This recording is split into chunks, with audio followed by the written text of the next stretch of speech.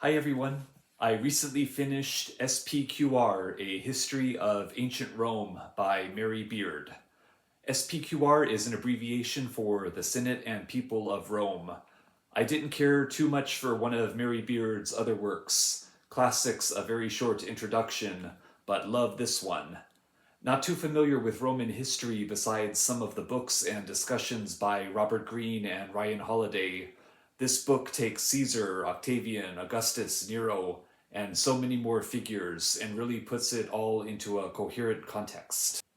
The book covers Rome's founding in 753 BCE by the twins Romulus and Remus, all the way up to 212 AD when Caracalla granted Roman citizenship to all free inhabitants of the empire, which, according to the author, permanently altered Rome's trajectory.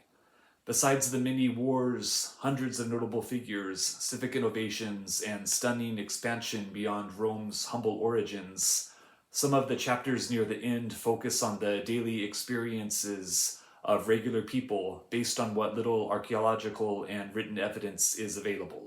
I learned a ton from this book and was surprised to discover how far the empire expanded into Egypt and Western Europe. Reading about the major civil war, the War of Arterium, between Mark Antony and Octavian in particular, was very exciting.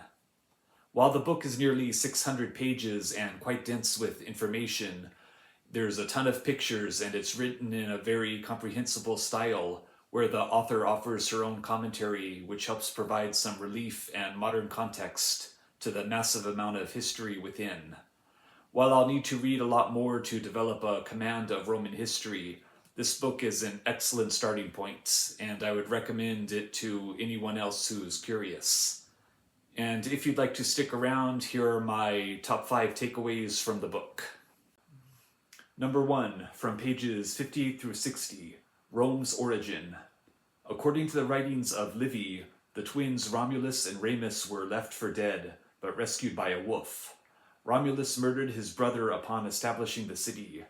Inhabited primarily by men, the neighboring Sabines and Latins were invited to a religious festival, where the women were abducted in order to populate the city.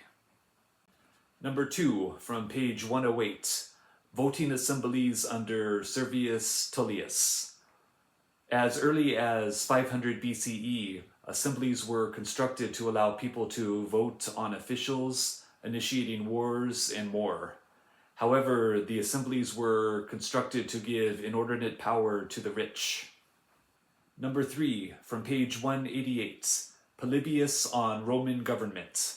The historian Publius from 100 BCE wrote that the system of checks and balances between the consuls, senate, and people kept the monarchy, aristocracy, and democracy from having an exclusive hold on power. Rome lacked a written constitution, yet modeled itself after the Greek mixed constitution ideal. Number 4, from page 228, Gaius, Gracchus, and food distribution.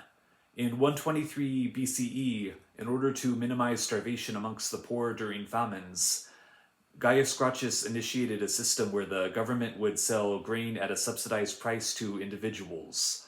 Although occasionally suspended, this program was enormously popular.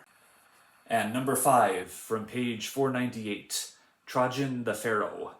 Trajan, who was emperor from AD 98 to 119, was depicted as a pharaoh in an Egyptian temple. This speaks to how much the Roman Empire intermingled with other cultures.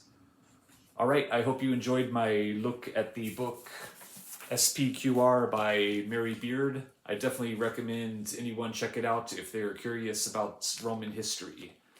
Thank you for watching, and I'll be back soon with another book or video game review. See you later. Bye.